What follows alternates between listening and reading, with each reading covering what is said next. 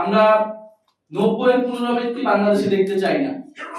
জুলাই গণঅভ্যুত্থানের সময় আমাদের এই উপলব্ধি ছিল যে আমাদের লড়াইটা শেখ হাসিনা এবং আওয়ামী লীগের বিরুদ্ধে নয়, কেবল একটা ফ্যাসিবাদী ব্যবস্থার বিরুদ্ধে।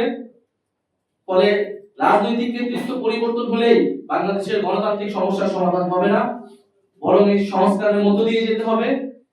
দ্বিতীয়ত হচ্ছে 90-এর গণঅভ্যুত্থানের পরে এই গণঅভ্যুত্থানের সাথে যেভাবে প্রচারণা করা হয়েছিল, গণঅভ্যুত্থানকে, জনগণের আকাঙ্ক্ষাকে যেভাবে জাতীয় নেতারা এবং সেই সময় রাজনৈতিক দলগুলো পকেটবন্দি করেছিল, আমরা এবার সেটা হতে দেব না।